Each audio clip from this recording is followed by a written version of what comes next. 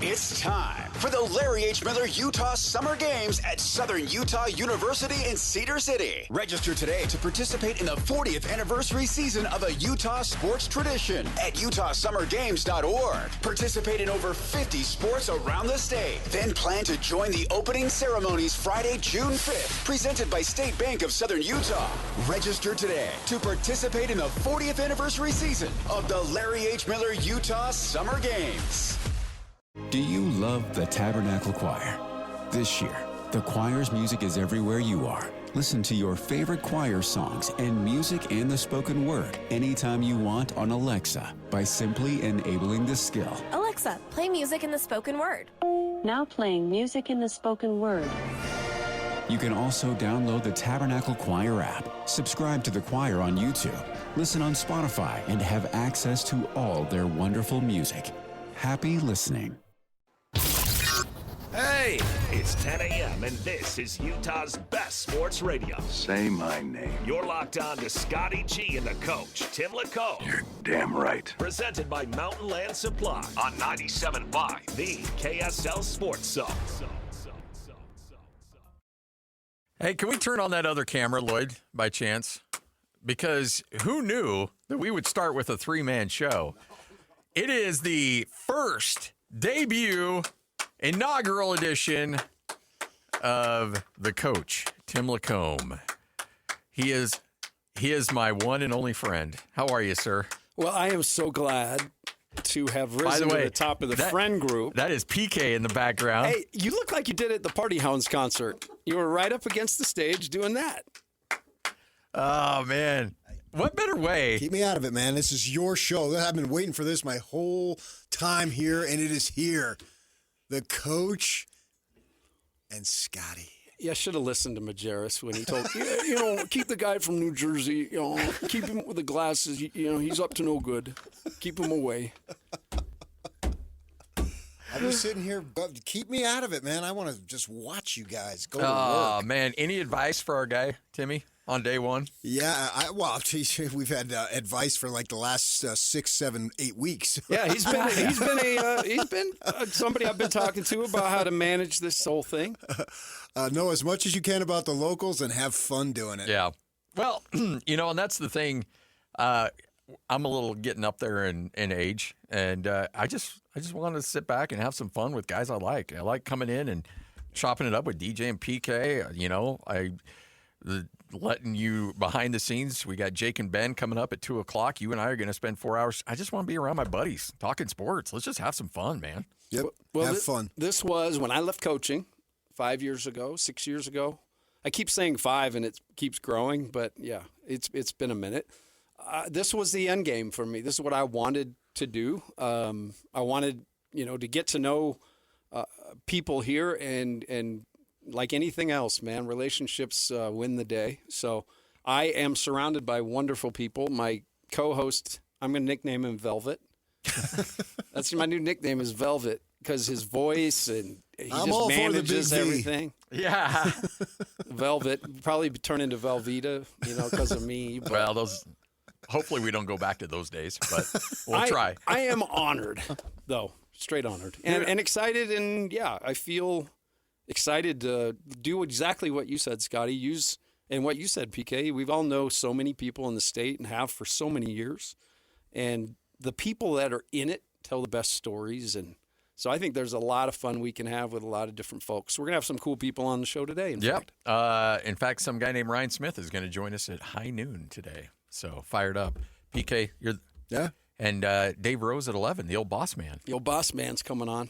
It'll be fun. Dave's one of my guys from way back. So. Well, I will say this. When I got a phone call, I was in a parking lot taking my kid to a football practice, and I get a phone call, and it says Dave Rose. And I'm like, what is this? And Dave's like, there's only one guy you need to be looking at for this job.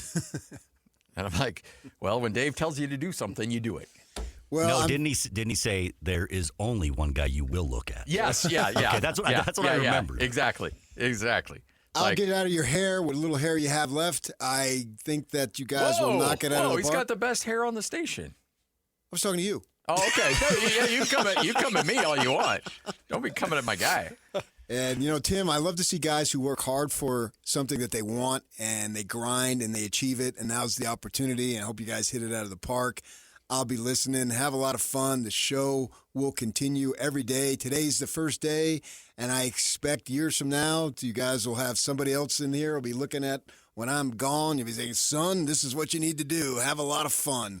So good luck to you. Yeah, that's not going to happen for a long time, though. Hopefully not, Yeah. but hopefully that's the case. I'm looking forward to this show. I'm looking forward to the lineup, and good luck to you guys, and I'm sure you'll do well. Yeah, I appreciate it, PK. Way to go. That is a legend right there. Yeah. Long time. But what most people don't know, his shtick is pretty good. He comes off as this, he doesn't care. He's this, he cares. He's a wonderful guy. Yeah, I hate to break his mystique. I know. That's the thing. Like, I don't want people to know, but PK is actually a really good dude. All right. Hey, welcome to the team, man. I'm so fired up for you. I am. I'm so fired up for me. I mean, from a selfish standpoint, I'm fired up to work with you. You've been talking to yourself. You and Lloyd have been kind of, having people fill in here and there. But, yeah, I'm here. I'm excited. Let's do this thing. We had a lot to talk about. A fun weekend of sports and a lot of things going on. Yeah, there's no doubt. For those that don't know, let's just give you a quick the Tim LaComb resume, if you will. This is a LinkedIn on the radio with Tim LaComb. Just kind of give us your background. If somebody is popping on the radio and they're not like, wait a minute, I know Tim, but I'm not exactly sure what Tim has been and where he's been at, because you have been all over the state. I've been all over the state. Really, as far as sports goes, the funny thing, I actually always wanted to be a broadcaster. And coaching got in the way a little bit, got in my blood. But I started this way long ago. I walked into Jeff Judkin's office at the University of Utah as a student with no idea what I was doing. And I just said, I want to be involved. I want to help the team. And he kind of ran it through chains, and they gave me a towel. And I literally was Bobby Boucher, for the Utes that year. And during that year, and this would be my advice to anybody, people make everything happen. And so what I did was I love people, and I got ingratiated with the staff. I got ingratiated with the players. And, year two, I got a little uptick to kind of following Rick around. Yeah. And kind of managing his life, which was, we could fill hours this summer talking about some of that.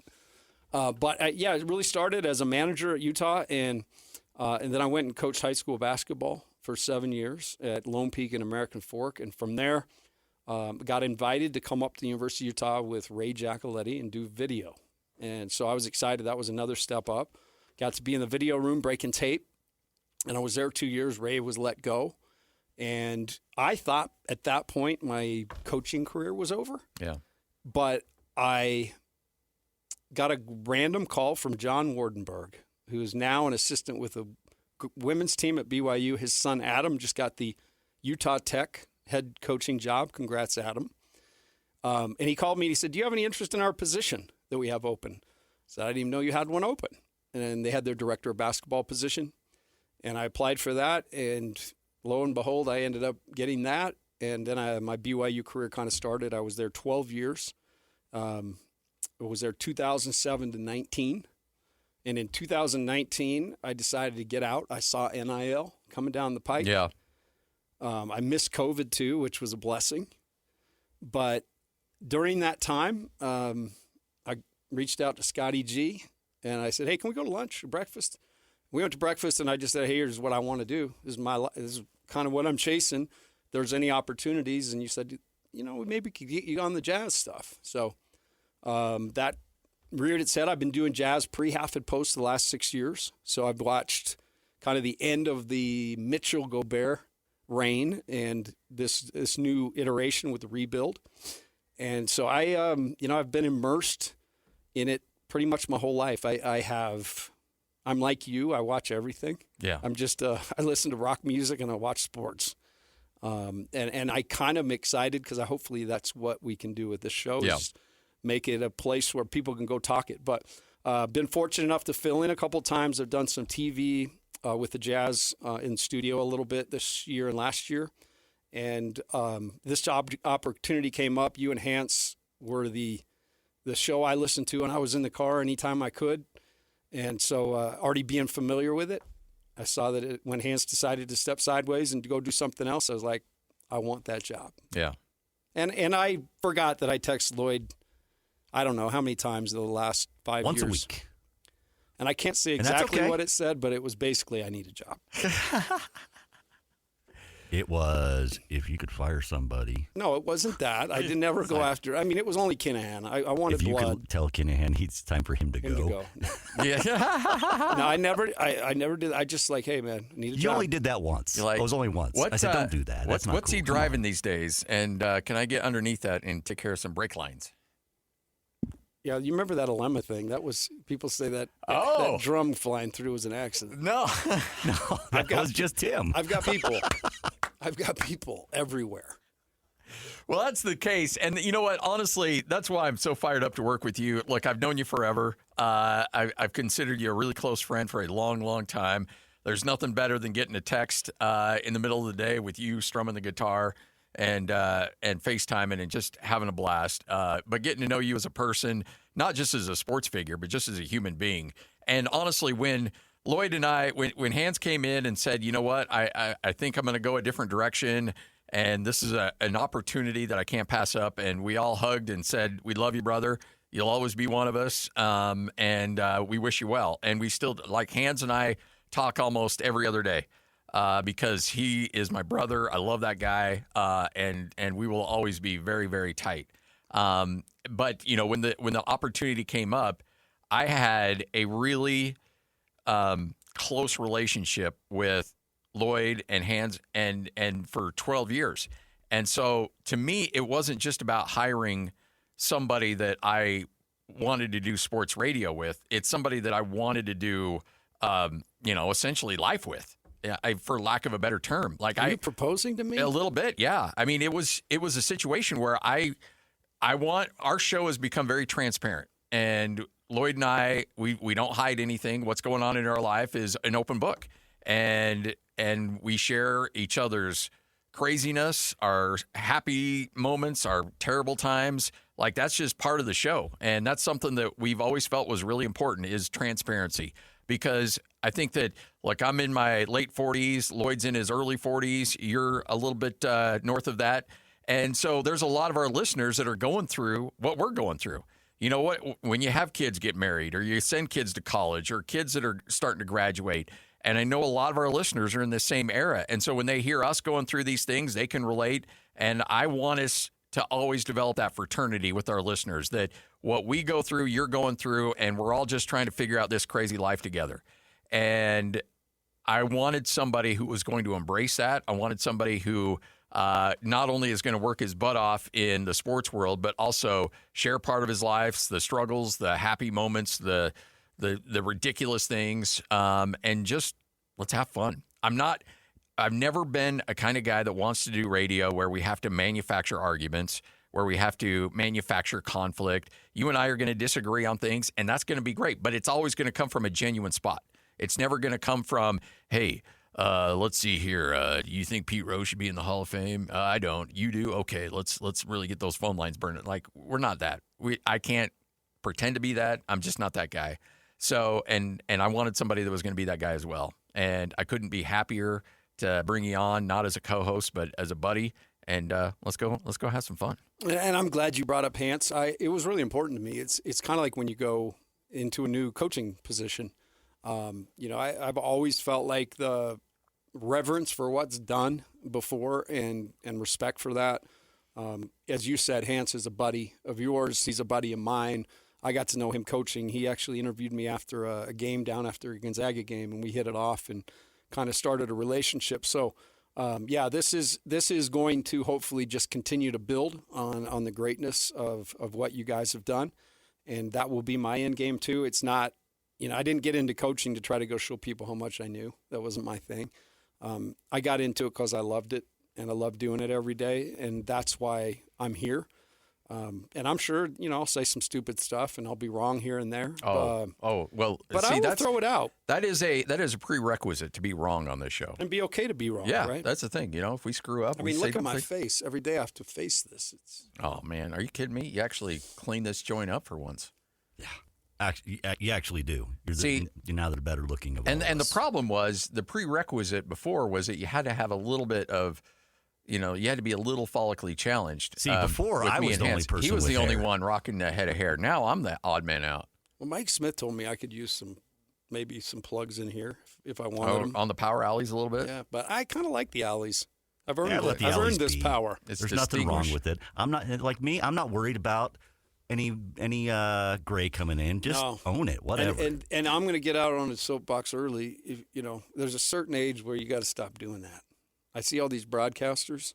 Oh yeah, bro. We know you're 70. Marv Albert, you've got one gray hair. Show it. I think Marv's rocking the piece up top. Oh, he's always had the piece. Yeah. He loves the piece, but he doesn't let any gray in the piece. Oh yeah. So just a word to the wise. After we know it's getting gray. Just let it go gray. You're not fooling anybody. Yeah, absolutely. All right, we got a lot to break down. Let's get it, folks. Starting lineup right here on 97.5, the KSL Sports Zone. It's time to kick off the show with the biggest headlines of the day. This is your starting lineup on 97.5, the KSL Sports Zone. All right.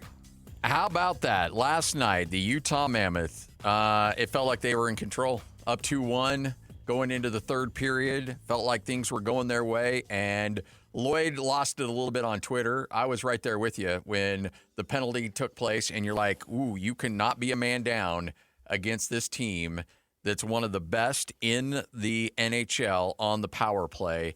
And sure enough, they almost made it, the 2 minutes. About 13, 14 seconds left in the power play. The Golden Knights were able to get the game-tying goal. The go-ahead goal came just a little bit later. And just like that, after an empty netter, it's a 4-2 game. And the Mammoth drop a tough one in game one. Well, I will say the environment seemed to be off the chain. Yes. There was so much energy in that building. The Mammoth represented. They had people there. It was good to see. The pace of the game stood out to me. It was, watch regular season, then you watch the playoffs, and they're going a little harder all the time. I feel like those two goals you mentioned, the one came off of, as you mentioned, the penalty. Mm-hmm. The second one was just a kind of a lazy pass by Uyghur, just kind of kicked it out in front. But it really, the tough part is I felt like if you take the physicality and size of the Knights into account, the Mammoth played really well, minus just a couple of minutes. But that's playoff hockey, and that's, they were fortunate enough to get a bounce their way to get their second goal, but just couldn't hold them off. And it's going to be tough. But the beautiful part about a series is all you really need to do is go down there and crack one. Yep. And they still have that opportunity. I mean, in the what's the old adage? A series really doesn't begin until somebody wins a road game.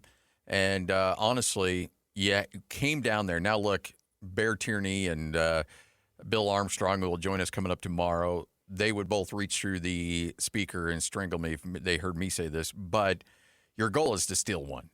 And you still have that opportunity, although you got to kick yourself a little bit because you had that great opportunity last night. But if you can find a way to get a win in game number 2 and you even that series up coming back and then you have home ice advantage, you got to feel pretty good about yourself. But the thing that really stood out to me, and you brought it up, the size and the physicality, because you saw two very different teams. And as I'm still trying to wrap my brain around this sport a little bit, it's very apparent to see the teams that are built in a particular way. Utah, whether it was done on purpose or not, is a very fast, athletic team, but they do not have the size to match up with what you're seeing from the Golden Knights. And so if they're able to slow the game down and they're able to lay a lick on you, some of the hits that were out there last night, I mean, they had 52 hits in game number 1. Their season high in the regular season was 36. 36. I'm telling you, that game was played on there was grease on top of the ice. They were going extra fast. There was a lot going on last night. But the hits, can you imagine? If I got to hear another blown tire for the Mammoth, I'm going to lose my mind. Because that's all I heard on the broadcast was another blown tire as they when they lost the edge. Yes. Yeah, that would be a tough moment when you're, there were just a couple of tough ones. They actually had a power play themselves.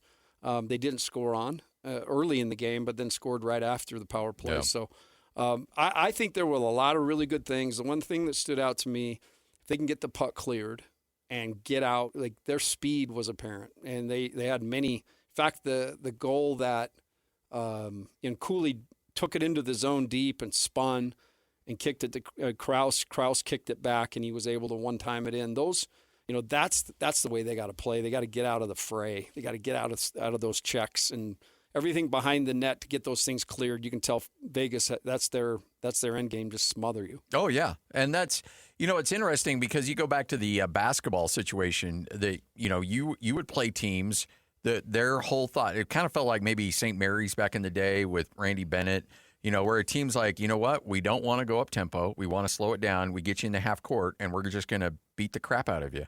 And that's what you're seeing out of Vegas. It is a team that wants to slow it down. They don't want to go up tempo. And if they make you play essentially the hockey version of half court offense, woo, they will beat the ever-loving snot out of you. So you have to find a way to adjust. You have to find a way to figure out how to speed the game up, how to use your angles, how to get it in the open ice, because once they slow you down and they put a body on you, it's lights out. You're done. Cooley made a couple friends last night. I oh, noticed. Yeah. How about that? And the chatter in the penalty box was great. Jersey was giving the guy the biz. But I will say, watching the game, I feel like I'm excited to watch game 2. And as you said, they just need to try to go steal one. This does not look like a matchup that they can't get one down there. So no. I've still got faith. I got my Mammoth jacket on today. Look at that. That's like the old school starter jackets from back in the day. I love this. I love unique looking stuff. You did spend some time over with SEG in that organization. Are you still going to have the gear hookups? Oh, I would hope so. I've made a lot of friends over there. What an amazing group of people. Chris Barney. Oh, yeah. No, Chris used to be our sales manager on radio. In fact, Chris and I started with then the Miller Group about the same time, and he was a sales guy, and I was just a peon radio dude, and my career has stayed stagnant, and his is yeah, he's over there on Everest. But the cool part about it is he still treats people like he's in that first job, and I think there's something to that for why Chris is the way he is. But he does a great job, and he's got a great team over there. And I was just in 6 months. I worked inside the Jazz organization with youth camps and clinics. So that's what I've been doing most recently. All right. We're just getting started. Now, in case you're just joining us, you're like, hey, where's Jake and Ben? Well, guess what? You're going to hear them today from 2 to 6. So Jake and Ben on from 2 to 6. Tim and I, the coach, will have you every day from 10 to 2. So a 3-show lineup. DJ and PK still doing their thing from 6 to 10.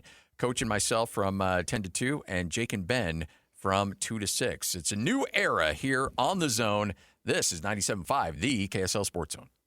G and the coach, Tim LaComb. Now I know y'all are tripping. Presented by Mountain Land Supply on 97.5, the KSL Sports Zone. 97.5, the KSL Sports Zone. Scotty G and the coach, Tim LaComb. Kicking off a new era of sports radio here in the state of Utah. Coach has been around a long, long time. You even lived through the Jimmer era down at BYU. I did. I lived through the Jimmer era. Was that unlike anything? I mean, I can't imagine how crazy it was. That was crazy, man. It was so crazy. We didn't have any idea when we recruited him. He was a 2-star guy. Yeah. And, the whole story about how he worked his way into where he got. But, yeah, we had stories to tell after that year. People waiting for us in lobbies at airports, outside the bus, just trying to get a look. We joked that we were kind of like the Beatles. Yeah. But we only had one. There was only one of them. They didn't care about us. They're just, hey, can you get me closer to Jimmer? It's all John Lennon and a bunch of George Harrisons. But my one thing when I meet people and they say, when were you at BYU? I was there 07 to 19. Did you coach Jimmer? Yes. But he didn't know how to shoot when he got to BYU. Yeah, until he came under your tutelage. What I did was I showed him how to shoot, see? No, that's not true. Jimmer could shoot.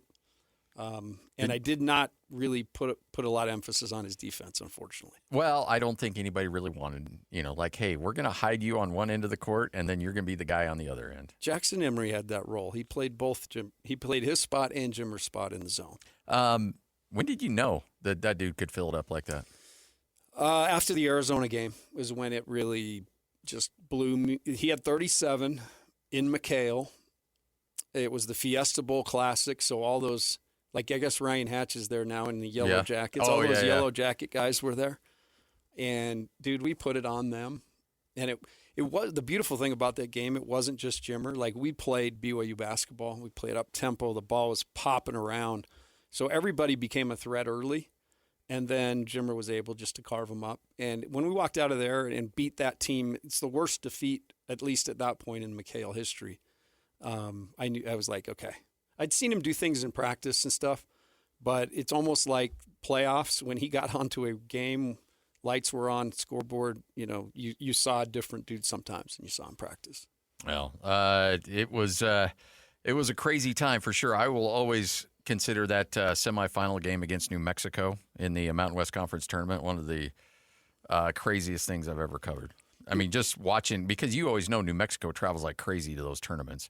And so that, and BYU, obviously, wherever they go, you got a huge fan base. And it was just, it was as rabid as anybody has ever seen in that building. Well, the one thing I'll add to that made it even more crazy is the next morning, as we were preparing to go to shoot around, there were like 3 or 4 referees from the Mountain West that had done games through the year. We're in the lobby with a ball. No. Yes. Are you serious? Yeah. Please tell me Dave Hall was one of them. He was. Was he really? Yes.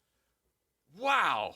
That does not surprise me one bit, actually. So, you saw stuff that you just didn't see in all your other years. But I will say the cool part about my journey is I got to see the formation of kind of I was there after Josh and Jimmy. Yeah. So that second, when Van Horn, so I got there as Van Horn's sophomore year, Doliak's freshman year, Andre's freshman year.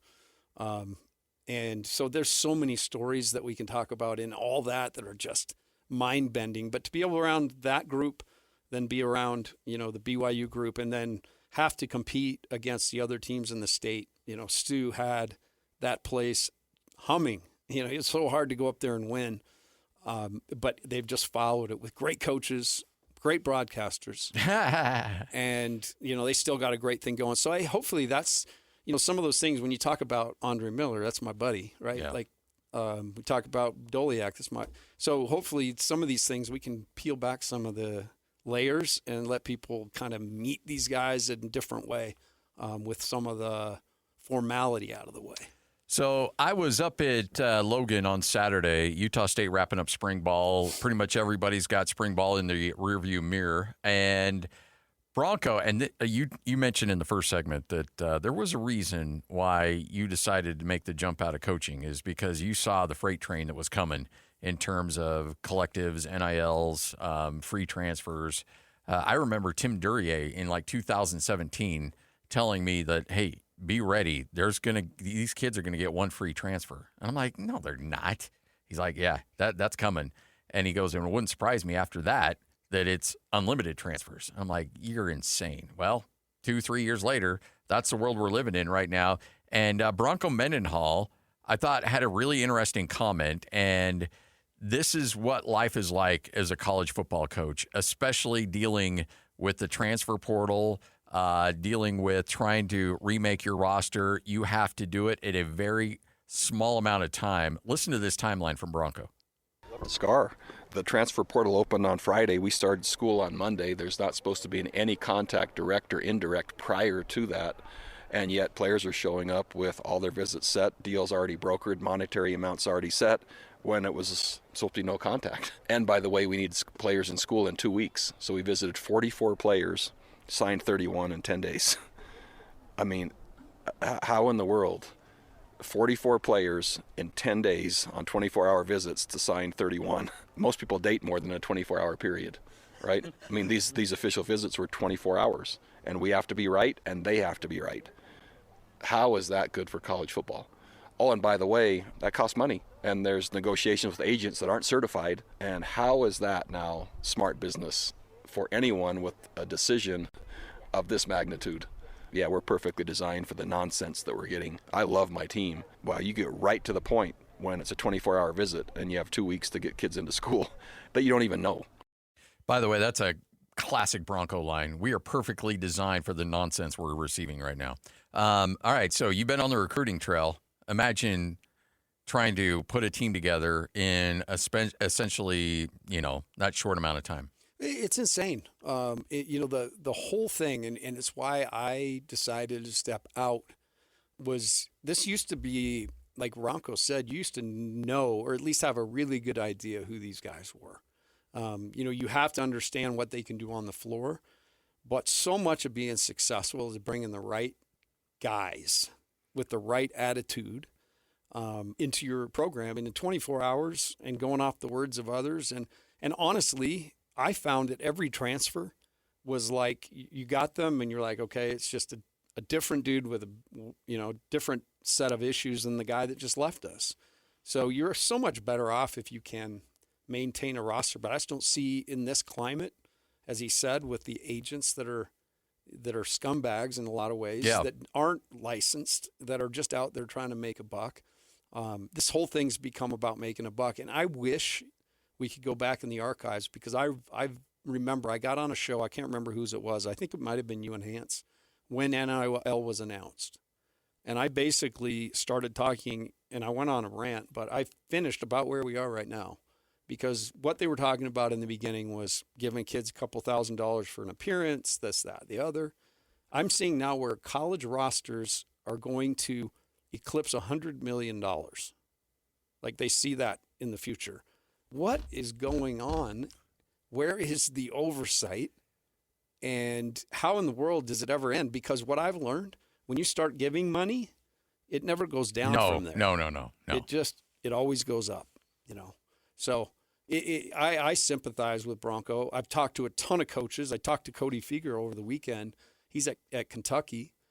And, just the ins and outs of just trying to get on the phone with a kid and trying to get them to say, hey, I'll come on a visit, without money get into the conversation before all that. So it's a unique world. It's one that I didn't want any part of, because I was in the relationship game. I was in the people game. I was in trying to, go get guys that we believed in that could play, but had a little extra something. And then you got 4 years to develop the heck out of that. Good luck if you get 8 months now. I know, and that's the thing that bums me out, because if you're a college football fan or a college basketball fan, and the thing that really jumps out to me is you really love the fact of you could have a kid. So let's say, you saw a kid in high school and he commits to your program and he redshirts that first year. And then his freshman year sees a few minutes, hits a couple big shots, sophomore year, bigger role. And then he becomes a star his junior and senior year. And you're like, it's like, watching Nirvana in a garage back in, 86. Before they hit big. You're like, all right, I was on the grassroots with this kid. I knew this guy was going to be special. I knew that this was going to be fun. And you got to experience that whole journey along the way. Here, for lack of a better term, it's mercenaries. Yeah, there's no loyalty. There's no commitment. No, and that's fine, because I get the fans not having loyalty to a player or a coach, because if they get sideways, boom, you're out. Like, you suck. You're gone. Well, I just gave you a conference championship 2 years ago. It doesn't matter. So I understand, like, loyalty has always been fairly precarious in that regard. But now it's just, there's no relationships, as you mentioned. There's no history. Like, I walked down the tunnel. You know where I'm talking about at Utah State in the Spectrum, by the offices. And you walk by and you see these massive, like, life-size photos of Spencer Nelson and Nate Harris and Desmond Pinniger and Sam Merrill and Namish Keita. Like, you see these larger-than-life posters of people. And if Mason Falslev decided he was going to go and leave to go somewhere else, he probably makes more money. Who knows? He may be part of a team that makes a deep run in the NCAA tournament. But guess what? When you have your grandkids and you're walking back into there, you don't get that anymore. Like, you don't get to be associated with that university anymore. You don't get that opportunity to have that identity associated with that school. And that bums me out for a lot of these guys, because I think you're going to wake up one day, you're going to be 35, you're going to be 40 years old, and you're like, oh, man, what did I give up? And you may be looking at a nice house. You may be looking at some investment properties. You may be looking at your investment portfolio and be like, I made the right choice. I still would do it again. But you do sacrifice some things for sure. And there's millions of players like this, but Elijah Crawford, I'm going to use him as an example, signs with BYU. He actually committed to Stanford, but then broke that commitment, signed with BYU, basically rode the bench his freshman year, transfers to Illinois Chicago for this year. And at Illinois Chicago this year, he averaged 14 points and 5 assists. And so now what's he do? He up and goes to Villanova. So, I mean, there's going to be so many guys with 4 different places that they went to school. And to your point, one of the best parts about being an old guy is going back and seeing a guy like Chris Collinsworth or Logan Magnuson or Jimmer Jackson, and Chris Miles, giving him a big hug and knowing there was 4 years of toil and we ended up doing great things together. But now it's just like, all right, who are my 12? Okay, what's your name again? All right, you're only going to be here 8 months? Okay. Yeah. I mean, I remember, this is how crazy it is. I mentioned the Majerus time. So back then, in order to go to a booster's house and have a meal, you had to go through 4 forms because I had to run the forms. You had to get them signed by the booster, agreeing not to do anything illegal, by the player, by the school. They knew it was happening. So basically all these forms. And then it was a family that was huge supporters of the Utes for a ton of years, the Felts. And they were awesome people. And they wanted to have Mike, Andre, Drew, and Alex over for dinner on a Sunday. And to them, like, they watched those guys come into the program, watched them, became fond of them. I would assume all that stuff's kind of out the door. I mean, if these guys are going somewhere, they're going to, get some money somewhere. Oh, yeah. Like, we'll show up for dinner, but, we're going to need a grand a plate, I mean, this is NIL era. So, anyhow, it is, in a lot of ways, we sound like old fuddy-duddies, but I do think in sport, there is a piece that is you got to be loyal, committed, and you got to sacrifice. Yeah. I don't see a ton of that in most of these places because they're just not together enough to care. Yeah. Now, on the flip side, something needed to be done. Like, no question. There's no doubt something had to be addressed because if I'm Jimmer and I walk into that Marriott Center and I see all these students wearing 32s, but it won't have a name on the back, but it's got that number. You know who they bought it for, and you're like, okay, so the university's making $15 a shirt. The bookstore's selling them at $25 a shirt. Like, who's making all that money? Because I'm not getting any of it. I get my monthly stipend and that's it. So you're like, wait a minute. If you're Sam Merrill or if you're Alex Jensen back in the day or Keith Van Horn, you see all these guys wearing your jersey numbers and you're like, well, they're wearing that because of me.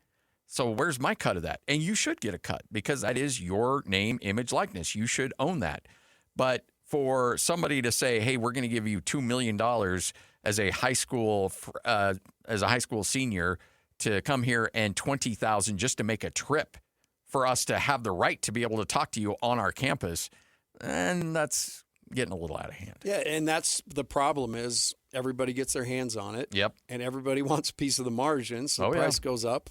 And here we are in a market that is, like Bronco said, unlike any market that functions anywhere in the world. It's a pay to play, and it's who's got the most money, you're going to get me. Imagine the NFL or the NBA at the end of every year.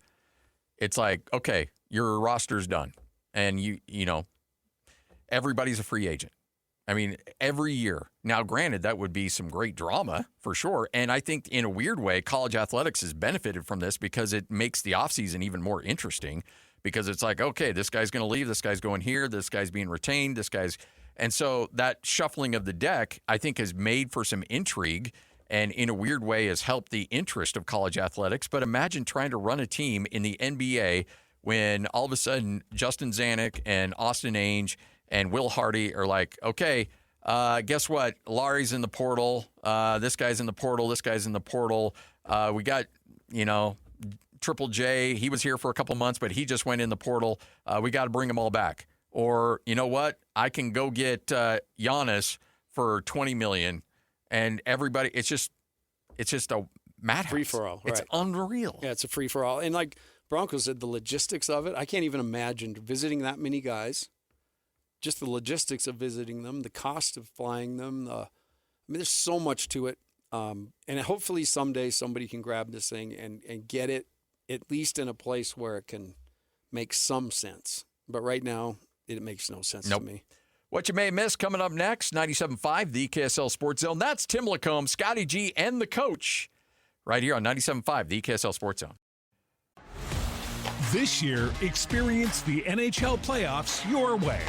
Want to watch a single, do-or-die Game 7, a full week of heavy-hitting back-and-forth series? Then check out Sling's 1, 3, and 7-day passes. Watch the Chase for the Cup on ESPN and TNT, starting as low as $4.99.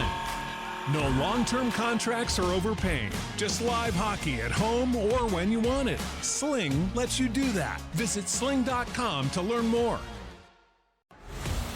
This year, experience the NHL playoffs your way.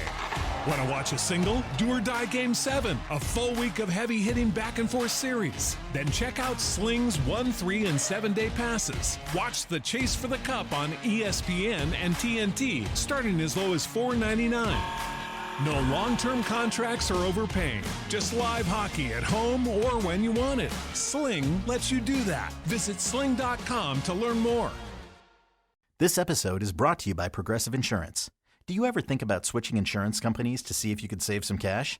Progressive makes it easy to see if you could save when you bundle your home and auto policies. Try it at Progressive.com. Progressive Casualty Insurance Company and Affiliates. Potential savings will vary. Not available in all states. 97.5, the KSL Sports Zone. Time for another edition of What You May Have Missed, brought to you by Paris RV. It's the huge RV blowout sale this Wednesday through Saturday at the Provo Town Center, 10 a.m. to dusk. Used RVs from all over the country have been sent to Provo Town Center. The sale includes millions of dollars of high-quality used RVs, motorhomes, travel trailers, fifth wheels, tent trailers, toy haulers, toy campers, Class A and C diesel and gas. It's a great time to buy. Don't miss the used RV liquidation event. More info at UtahRVEvent.com. All right. I know that we're all waiting, and it's going to happen probably next year, in which the Utah Jazz are in the playoffs. But, again, on the outside looking in, but you saw some games yesterday. Boston roughs up Philadelphia 123-91. The Thunder do the same to the Suns, 119-84. The Magic knock off the Pistons 112-101, and then the Spurs get the win over the Trailblazers 111-98. I want to circle back to the Pistons game, though. I mean, look, there are some similarities between them and when the Jazz had the number one seed, 3-4 years ago. and a lot of people are like, okay, yeah, they had the best record, but let's get into the playoffs, and that ended up being the case. The Pistons might be that team this year, where they had a gaudy regular season record, but the playoffs may be a problem for them. Well, they may, but I also think this series is going to be a knockdown dragout. I tweeted something yesterday that this game is going to look like a demolition derby. Both teams highly physical. Both teams really rely on the paint for their points, and both teams draw fouls. And so it really has it has the feeling of a series that could go the distance. But I'm not necessarily surprised. I think Orlando, with Wagner back, they're finally kind of healthy, and they've got, when you talk about playoff experience, they got a guy in Desmond Bane who's been there and done that, and he can have a big night. But I was impressed with Orlando. I thought this year that, once they get fully healthy, they give somebody a run for their money in the playoffs. They may just give the Pistons a run for their money. Cade Cunningham with 39 points. We don't give him enough love. I don't think he gets enough love for how good he is. No, I'm with you. And the crazy thing is, came into the draft as somebody that everybody was kind of worried about his ability to shoot the three. But when you got a 6'9" point guard that can get where he wants to on the floor and use his shoulder a little bit, man, it's going to help you so much. But a guy who's just simply gotten better, every single year. And this year, by far, his best season. He's a future star. He'll be a guy that people talk about for a long time. He's having one of those years. You go back to Saturday, Cleveland knocks off the Raptors 126-113. Donovan Mitchell with 32 points in that one. Where do you stack up the Cavs in the East? Would you put them number 2 behind Boston? We've talked about this all year on the air, and I think the East is really hard to call, but definitely the Celtics are the team out in front. I kind of thought the Pistons would be a little better in the playoffs. I still think they can win that series, but yeah, probably in reality, there's a couple of teams there, but Boston's by far, and they showed it yesterday. They just made short work. Yeah. It was never close. No. I mean, they hit them first, hit them a second, hit them in the third. And they were done. So I think it's the Celtics in the East. And then outside of them, yeah, probably the Pistons, the Cavs. I just don't think the Cavs have enough defense to do it. Yeah. I mean, and I love our guy, Sam Merrill, but Sam is an elite defender for that team. No, he is. And when you look at Sammy as being the guy that's leading that team defensively, and then, and again, it's not a knock on Sam, but like Sam's the best defender they have on that team. No doubt. Especially on the perimeter. And when you start Mitchell, Harden, excuse me for a sneeze, Mitchell, Harden, and Dean Wade, when you bring in Sam off the bench, you're going to be a little limited defensively. I just don't think at the end of the day that Cleveland's done enough with their roster. Yeah. They needed to do a little more. Like the Harden thing it doesn't fix the issues that were at hand. All right, coming up later on tonight, you've got a 4-game lineup with, 3-game lineup. Philadelphia, Boston in game number 2, Portland and San Antonio. Actually, no, that's Tuesday's schedule. Sorry. Toronto will be at Cleveland tonight. The Hawks will be at New York taking on the Knicks, and the Timberwolves against the Nuggets. All right, Dave Rose is going to join us coming up on the other side as Coach calls him boss. Hefe. All Hefe. Dave Rose joins us next, 97.5, the KSL Sports Zone. This year, experience the NHL playoffs your way. Want to watch a single, do or die Game 7, a full week of heavy-hitting back-and-forth series? Then check out Sling's 1, 3, and 7-day passes. Watch the Chase for the Cup on ESPN and TNT, starting as low as $4.99. No long-term contracts or overpaying. Just live hockey at home or when you want it. Sling lets you do that. Visit sling.com to learn more. Make game day yours. Tickets, food and drinks, stats, and streaming. Everything you need is in the Utah Mammoth app. Download today and make game night easy. Download on both Android and iPhone. Tusk Top.